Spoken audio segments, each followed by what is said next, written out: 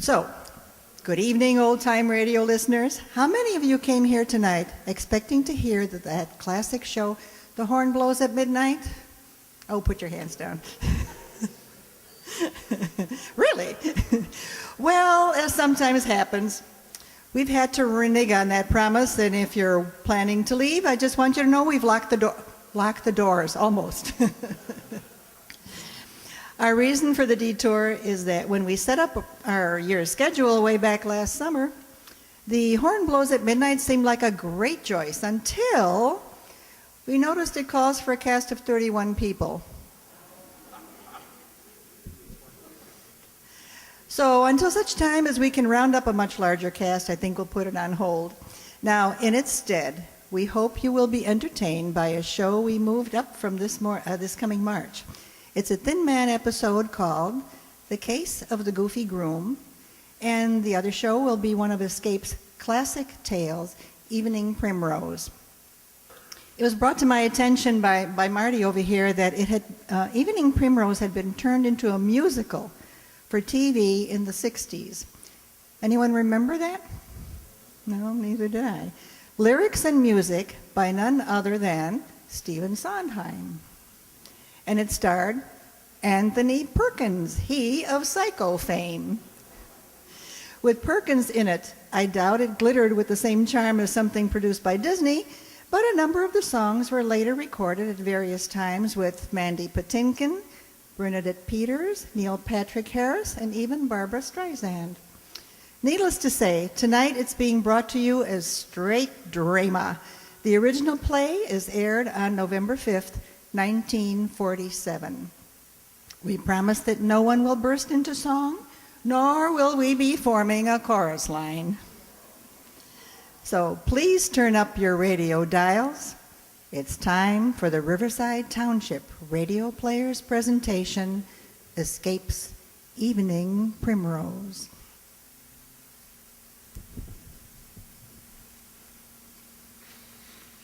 Fed up with the everyday grind, tired out from the summer heat or winter cold, want to get away from it all?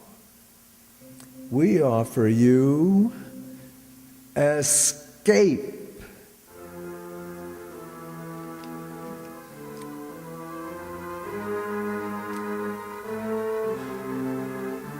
Escape, designed to free you from the four walls of today for a half hour of high adventure.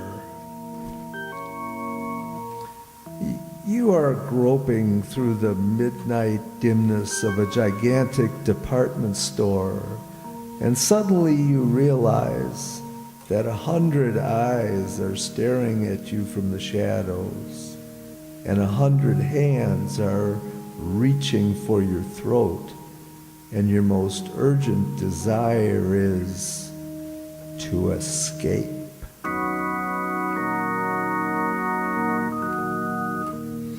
Tonight we escape to a fantastic world of night dwellers, as John Collier imagines it in his eerie story, Evening Primrose.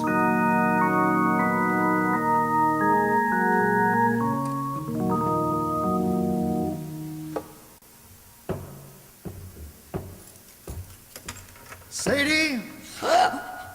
Hey, Sadie, what's the matter? It's me.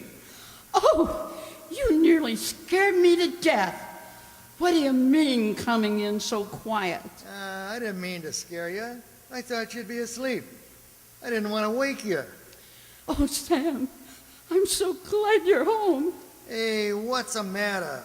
Oh, it's horrible, terrible. You've got to do something, Sam. What's so terrible? It's this. Just look at this. What's terrible about that? It looks like an ordinary pad of paper to me. That's it. That's what I thought. But look, it's got writing in it. Oh, it's awful. Ah, now wait a minute. Maybe you better tell me what this is all about. Well, today I went shopping at Brace's department store. Yeah? I needed some writing paper, so I picked this up. It was on top of the pile. I bought it, and I brought it home. But tonight when I opened it, I found some written in it. Well, that's nothing so terrible. Just take it back tomorrow and make him give you a new one. No, you don't understand. It's what's written in it that's so terrible. What do you mean, what's written in it? Here, you gotta read it. Oh, now, Sadie. Now, right now, now read it. Look, Sadie, I'm tired. I've been bowling all evening. Please, Sam, please, just read it. But for Pete's sakes. Sam! Oh, all right. October 13th. Today I made my decision. I decided to say goodbye to the world. To get out, leave, break away. And I have done it. Ah, Sadie. Go on, read. And now I am free, really free. Yes, I am free at last. The world is an intolerable place for a poet. I was broke, starving, at my wit's end. And then I had a brilliant idea. I'd escape to a place where I had no need to earn a living, where I could write to my heart's content in peace and security. And where is this place? Right under your nose. So close you'd never think of it. I am now living in Bracey's department store. I have everything within arm's reach that anyone would need or desire. And it's all free. Absolutely free. I arrived this afternoon. I spent 3 days looking over all the department stores in town. I decided on Bracey's because of the completeness of their food department. And therefore, this afternoon, I entered the store and went immediately to the 4th floor, to the rug department, and hid myself in this dusty, out-of-the-way corner behind a pile of carpets. Once I'm settled, I'll furnish it with the best of modern pieces from the furniture department. It's small, but it'll be cozy enough and safe. After the store closed, I made my first venture out. I tiptoed as far as the stationery counter and got this paper and the writer's primary need. Now, after making my first entry, I'll go out and get food, some wine, and pillows for my bed, and perhaps even a fancy dressing gown. This is perfect. Here I'll be able to write.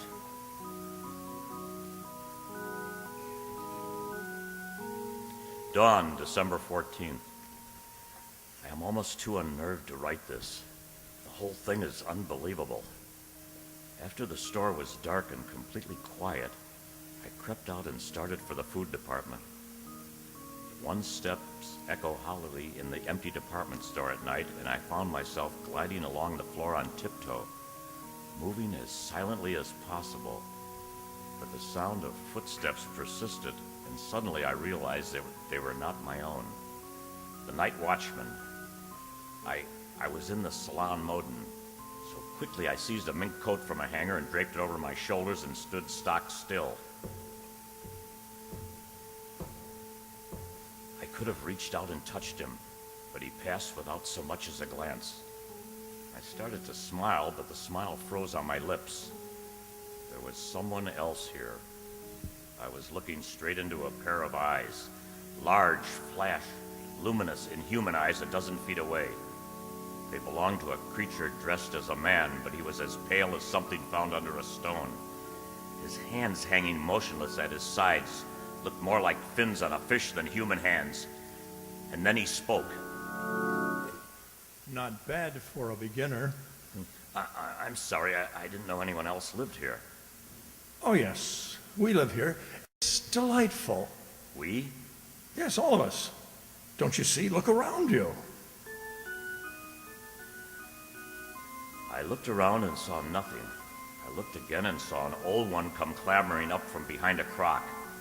And there were 3 other ingenues, incredibly emaciated, pale as lace, almost transparent, simpering before a perfume counter, and a chintzy lady swam out from the curtains and drapes. Then they came swarming thick around me, pale, thin, wispy, moving silently, fluttering like gauze in the wind, whispering.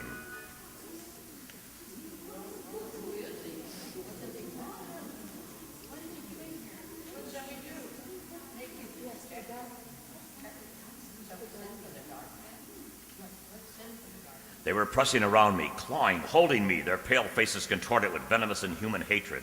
I was paralyzed. All I could do was to repeat over and over again, I am not a detective. I'm not a detective. I'm not.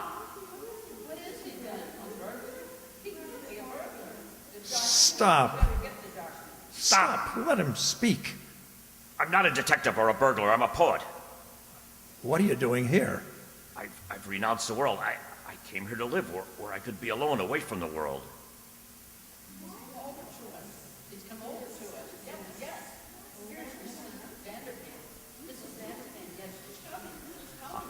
I followed their eyes to the balcony, and the hair on my neck rose again. There, coming down the wall like an ancient spider, clambered an old lady, wrinkled and crackled, and emaciated. She must have been at least 80, a shadowy matriarch, and the things around me bowed and scraped as she reached the floor and floated toward them. What's going on here? Where is that stupid girl? What's keeping her? Oh, Mrs. Vanderpant. Well, what is it? Who is this, Mr. Roscoe? Mrs. Vanderpant, may I present Mr. Snell. Charles Snell. Yes, Mr. Snell. He's a poet. He's come here to live. Oh, he has he? That's what he says, and I believe him. Well, He and I avoided the night watchman quite neatly for a beginner. Thank you. very well. We shall see. A poet should find inspiration here. Mr. Snell, Mrs. Vanderpant is a grand old lady. Oh? I'm quite the oldest inhabitant here, Mr. Snell. 3 mergers and a complete rebuilding, but they didn't get rid of me. Oh, where is Ella? Where is my broth? Oh, she's bringing it, Mrs. Vanderpant. It will come. Terrible little creature. Oh, she's our foundling, Mr. Snell. She's not quite our sort. Oh, is that so? I have been here, Mr. Snell, ever since the terrible times of the 80s. I was a young girl then, a beauty, they said. I'm sure. And poor Papa lost his money. Braces meant a lot to a young girl in those days. So when I wasn't able to have a charge account, I came to live here.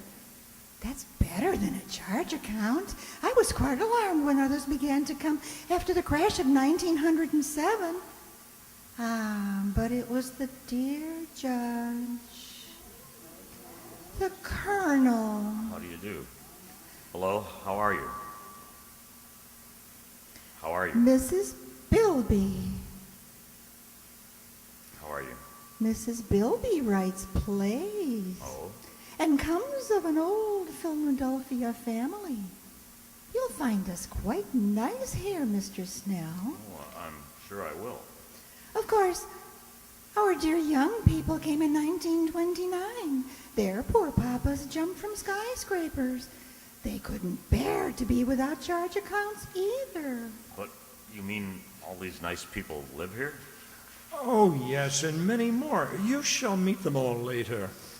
Here comes Ella with my broth. Come here, you stupid thing. Mrs. Vanderpant is waiting, Ella. Oh, yes, ma'am. Yes, sir.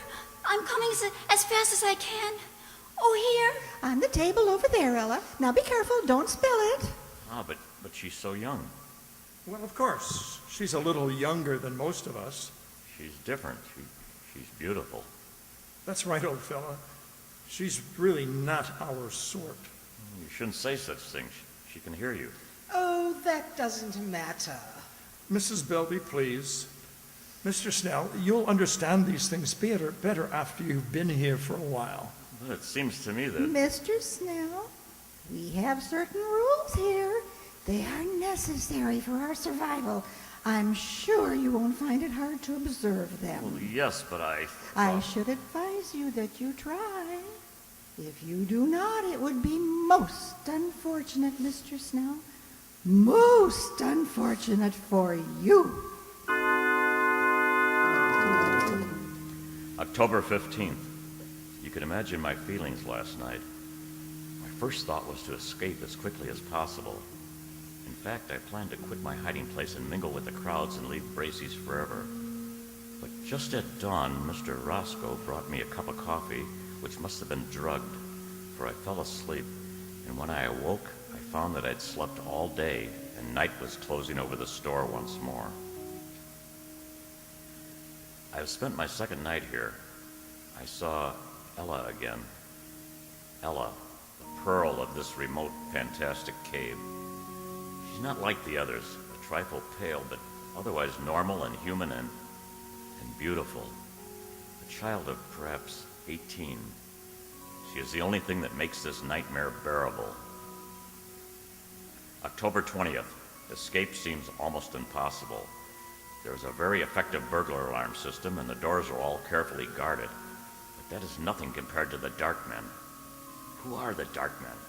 I don't know, but the inhabitants here threaten any transgressor with these Dark Men.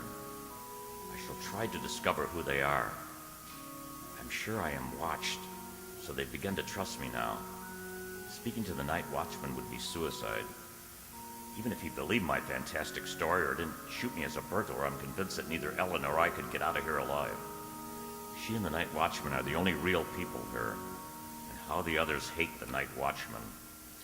Odious, vulgar creature. He reeks of the coarse sun.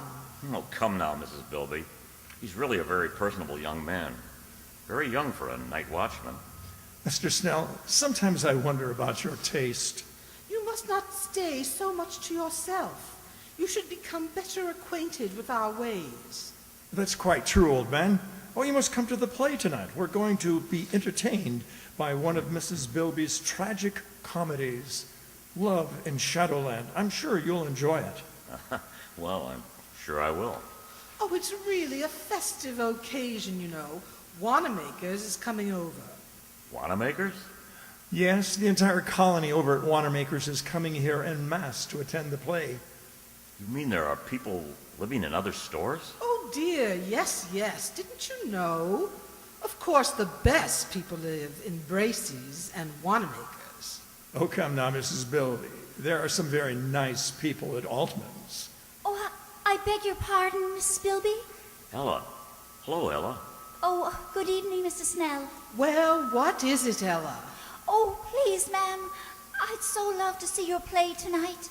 May I have your permission? Certainly not. You know better than that, you stupid creature.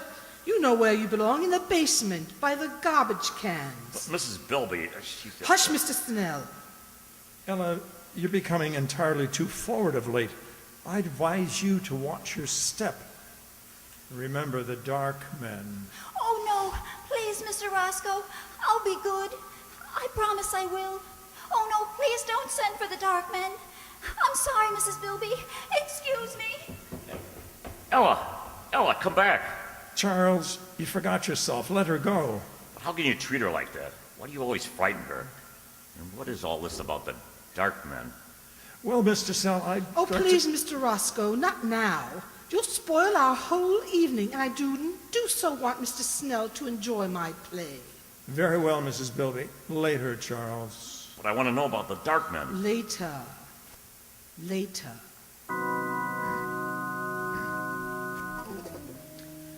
October 21st. I found an opportunity to speak to Ella alone. I had not dared to speak to her before. Here one has the sense always of pale eyes secretly watching. But last night at the play, I induced a fit of hiccups. As I anticipated, I was sternly reprimanded and told to go and secrete myself in the basement where the night watchman wouldn't hear me. This was exactly what I planned. I went to the basement, and there in the darkness among the garbage cans and rats, I heard sobbing. Ella! Ella! Oh, Ella, is that you? yes. Why are you crying? What is it, Ella? They wouldn't even let me see the play. Oh, is that all? Oh, Mr. Snell, I'm so unhappy. There, you mustn't cry. You're the only one. You're the only one who's kind. Ella, why are you here? Why do they treat you so differently? Because I'm not like them. I didn't choose to come here. You mean you're held prisoner? Yes? Well, you see, I was only 6. I came here on a shopping tour with my mother. I got lost and fell asleep behind a counter. It was dark when I awoke, and they found me. And some of them wanted to send for the dark men because they said they were afraid I would tell on them. But Mrs. Vanderpant said no, and that I could stay and be her maid.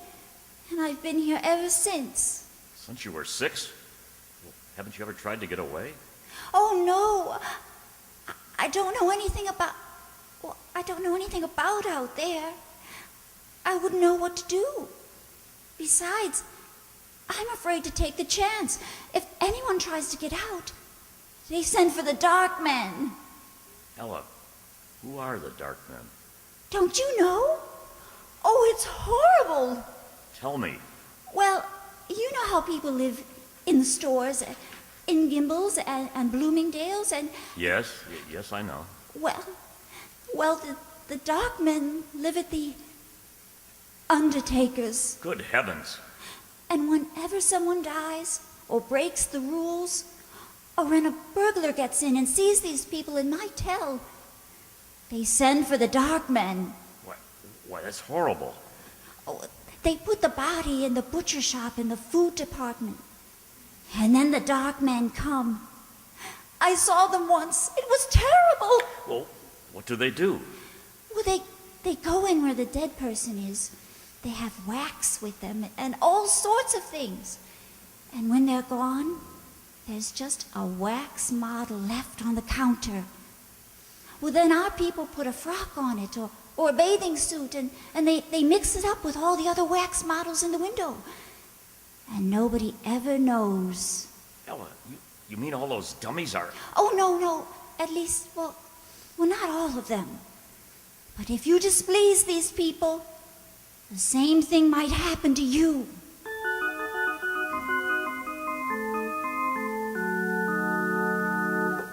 October 30th. I've not kept up my journal. Writing has been out of the question.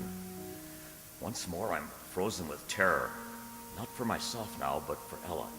They hate her. Any time now they may turn against her and send her to the dark men. My mind is filled with her. I dream of her every day. I've lived to see her at night. We've managed it several times. They trust me now and let me roam around without interference. And finally tonight, I met her again and said it. Ella, I love you. Charles. I love you, Ella. Let's get married or whatever it is they do here, and then we can live together in my home in the carpet department. They wouldn't dare hurt you there. Oh, Charles. Oh, don't look so dismayed. If you like, we'll go away from here and maybe we can get transferred to Bergdorf Goodman overlooking Central Park. Oh, don't. Charles, don't. But I love you, Ella. Ella, you're not in love with someone else. Charles. Yes, I am. Who? I thought you hated them all. No, it must be Roscoe. He's the only one that's young enough. Oh, no, Charles. Not Roscoe. Especially not him. Oh, I do hate them all. They make me shudder. Well, who is it then? Who? The night watchman. No, that's impossible. Oh, I love him. He smells of the sun. Ella. Oh, it was wonderful, the way it happened. Oh, don't tell on me, Charles, or they'll punish me. Oh, no. I was careless. And then there he was, coming around the corner in the ladies' lingerie department. I was caught. There were only some wax models in their underthings, and well, there was nothing else to do. I slipped off my dress and stood still. I see. Well, he stopped near me. He looked at me. And oh, Charles, he spoke to me. He said, "Say, honey, I wish they made 'em like you on 8th Avenue. Oh, Charles, wasn't that a lovely thing to say? Well, personally, I would have said Park Avenue. Oh, Charles, don't get like these people here. It doesn't matter what avenue, Charles. It was just a lovely thing to say. What can you do about him, Ella? He belongs to another world. Yes, to 8th Avenue, and I want to go there. Charles, are you really my friend? Why, yes. Yes, of course I am. Well, then I'll tell you. I'm going to stand there again in the lingerie department, so you'll see me. And then? Well, perhaps you'll speak to me again. Well, you're only torturing yourself. No, because this time I shall answer him, and he'll take me away. Take you away? Oh, no, Ella. I couldn't bear that. You don't love him. You only think you do because you think he'll take you out of here. But you don't know that he will. And I will, Ella. I've made up my mind. No, Charles, I couldn't let you do that. Even if I loved you, you couldn't do it, Charles. Why not? Because you really belong here. You've become one of them now. Ella, you mustn't say that. It's true. And Charles, What? I've got to go. There's someone watching us. Wait, Ella.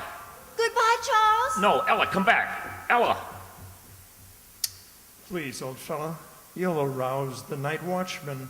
Roscoe, Yes, love can be very upsetting, can't it? you heard? Yes, just the last moment or so, very touching. I was rather surprised, and yet it's understandable. I've been attracted to Ella myself. We're still young, you know, and so she loves another. It's too bad, old fellow. Who could it be? Could it be that I'm the cause of your heartbreak? You flatter yourself too much, Roscoe. Who then? The old judge? Certainly not. The colonel? Hardly. None of those. Not one of the customers? The staff? She loves the night watchman. Can you imagine that? She loves the night watchman. Oh. Roscoe, I shouldn't have said that. It's not true. At least I don't think it's true. You said you loved her too. You wouldn't do anything. Tell anybody. This is a secret between us. Between friends, isn't it? Oh, of course, old man. As secret as the grave. She's young. Perhaps he'll leave and she'll forget him. In time, who knows? Perhaps she'll learn to love you or me. Of course, in time. And we'll figure a way to keep her safe here. Absolutely safe. Now, don't you worry about it. Well, it's almost dawn. Time for bed. Good morning, Charles.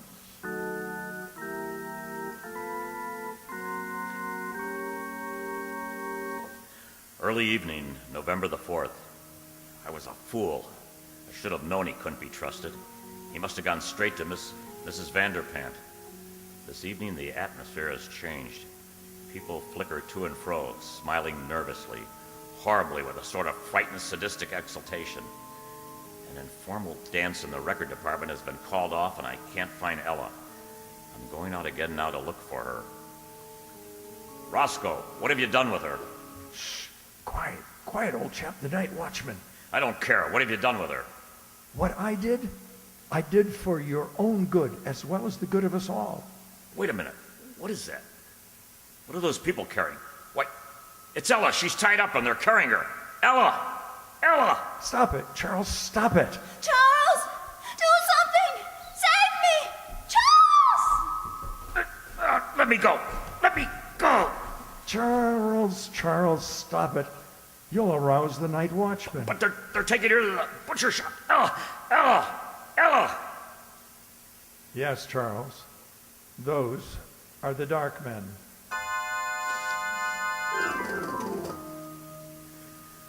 Midnight. I'm scribbling this last entry hurriedly. They are in there in the butcher shop with Ella. The dark men. There's only one thing to do. I'm going to find the night watchman and tell him. He and I will save her if we can. And if we're overpowered, well, I'll leave this pad on the stationery counter. Tomorrow, if I live, I will recover it. If I do not, whoever finds this and reads it, look in the windows. Look for 3 new wax dummies. 2 men, one rather sensitive looking, and a girl. She has blonde hair and blue eyes, and her nose turns up a little. Look for us and then find them. Smoke them out. Exterminate them. Avenge us.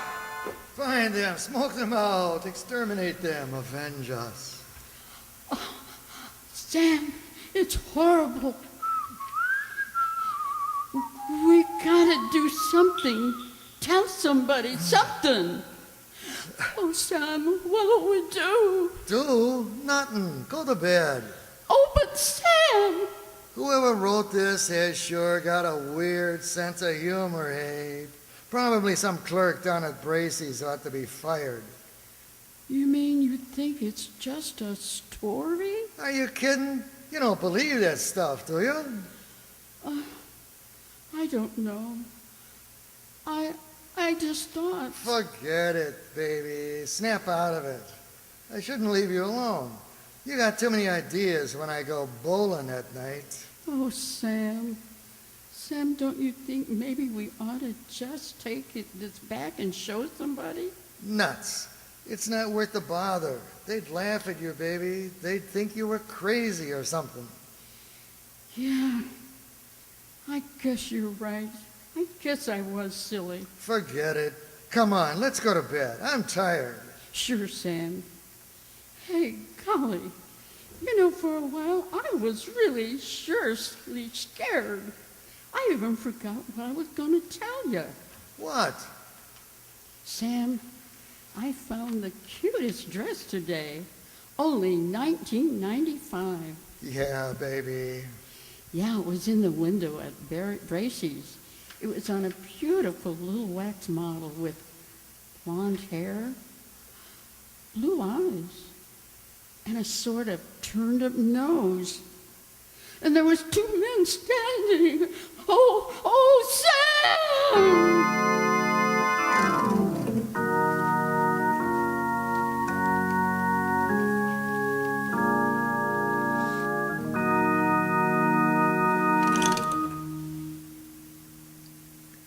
Tonight we have brought you Evening Primrose by John Collier, adapted for radio by John Bunkle and readapted for you just 65 years later by our Riverside Township radio players. Featured in tonight's story were Dave Sanchi as the poet Mr. Snell,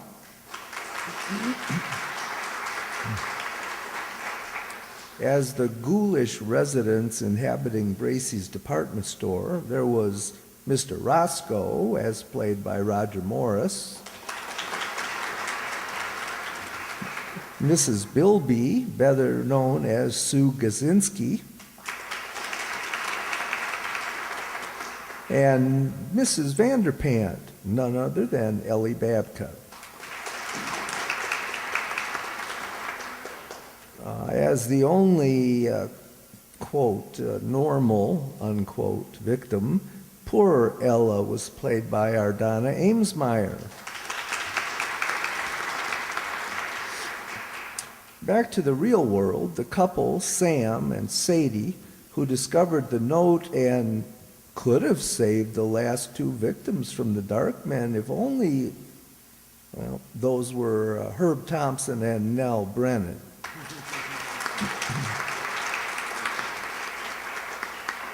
And I hope you noticed the music in the background that added so much to this eerie tale. That came from our sound effects department with Marty McNulty in charge.